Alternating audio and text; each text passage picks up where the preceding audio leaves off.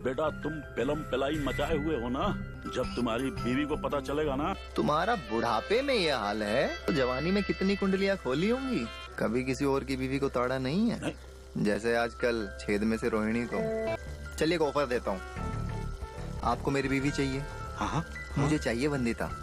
अच्छा एक बात बताओ, उसके साथ तुम्हारा करने का तो दोस्तों स्टोरी की शुरुआत में सुरेश को वंदिता के साथ रोमांस करते हुए दिखाया गया है, जहां पर वो उसके साथ खूब पलंग तोड़ता है और चरम सुख पा लेता है। जिसके बाद वंदिता वहां से जाने लगती है, लेकिन वो सुरेश से बोलती है चल बे ठरकी अब पैसे निकाल। तब सुरेश बोलता है अरे बे किस बात के पैसे चाहिए तुम्हें? तब वंदिता बोलती है तुमने जो मेरे साथ किया है उस बात के पैसे मांग रही हो, कोई फ्री के नहीं मांग रही। जब सुरेश पैसे देने के लिए आनाकानी करता है तो वंदिता बोलती है ज्यादा आनाकानी मत कर, नहीं तो गांव के सामने सब सच बताकर मैं तेरा यहाँ पर जुलूस निकाल कर बाहर भगा दूंगी। तब सुरेश बोलता है ये तमाशा कहीं और जाके करना, क्योंकि मैंने तुम्हें नहीं बुलाया। तब वंदिता बोलती है अच्छा ये 34/8 नहीं है क्या, ये किशोर का घर नहीं है? तब सुरेश बोलता है नहीं नहीं ये तो सुरेश का घर है, अब तुम यहाँ से निकलो। वंदिता बोलती है अगर ये किशोर का घर नहीं था तो मेरे साथ काम करने से पहले बोल नहीं सकता था क्या? तब सुरेश बोलता है अरे मैं क्यों बोलता जब मुझे फ्री में ही काम करने के लिए मौका मिल गया।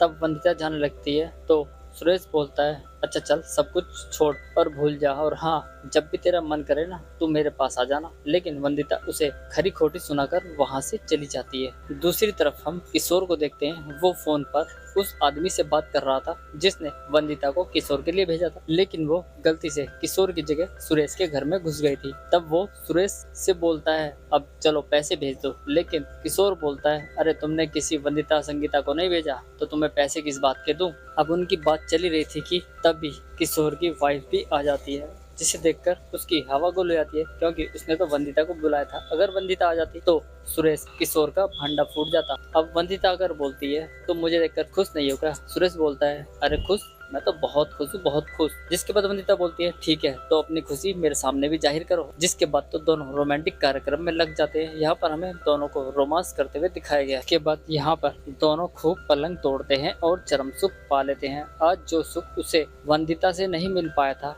वो सुख उसे रोहिणी ने दे दिया था। दूसरी तरफ हम सुरेश को देखते हैं जो कि अपना खुरापाती दिमाग चलाने में लगा हुआ था। तभी उसके दिमाग में एक तकनीक सूझती है, वो वंदिता को छोड़कर अब वो किशोर को परेशान करने के बारे में सोच रहा था। इसलिए वो किशोर को फोन करता है। उधर उन दोनों का कार्यक्रम चल ही रहा था कि किशोर फोन उठाता है और बोलता है तुम कौन बोल रहे हो। जिसके बाद सुरेश उसे बताता है कि मैं तुम्हारा पड़ोसी बोल रहा हूँ और मुझे सब पता है तुम्हारे बारे में, कि तुमने कैसे एक लड़की वंदिता को अपने रूम पर बुलाया था। तेरे लिए मैंने अपना डंडा तैयार करवा रखा है। अगर तुझे लग रहा है ना मैं झूठ बोल रहा हूँ तो ऐसा कर बाहर चाय वाली दुकान पर आ जा, फिर बताता हूँ तुझे तेरी हकीकत के बारे में। जिसके बाद किशोर अपनी पत्नी को अकेले छोड़कर वहाँ से आ जाता है। अब सुरेश को देखते हैं। जिसके बाद किशोर सुरेश से बोलता है अच्छा सुरेश एक बात बताओ कि तुम्हें कैसे पता कि मैंने उस लड़की को बुलाया था? तब सुरेश बोलता है अबे यार क्योंकि वो लड़की बुलाई तुमने थी और घर पर मेरे आ गई थी। अब किशोर बोलता है फिर तो तुमने अच्छा कार्यक्रम किया ना। तब किशोर बोलता है अरे मैंने उसके साथ कुछ नहीं किया, और हाँ जिस इलाके में बैठे हो ना तुम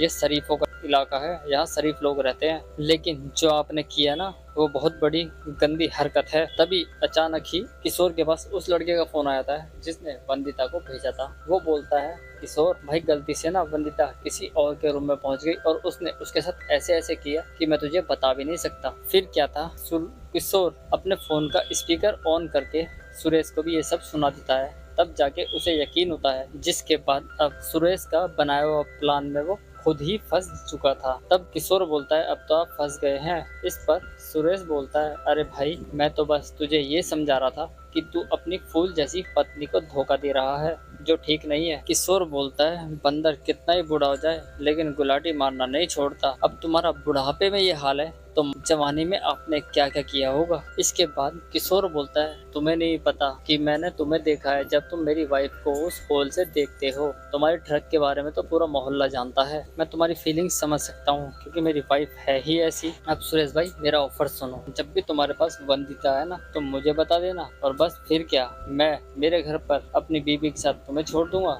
और तुम मुझे वंदिता के साथ छोड़ देना। जिसके बाद दोनों डील डन करके वहां से चले जाते हैं। इसी के साथ ही हमारा यह एपिसोड खत्म हो जाता है। तो मिलते हैं नेक्स्ट वीडियो में, तब तक के लिए धन्यवाद।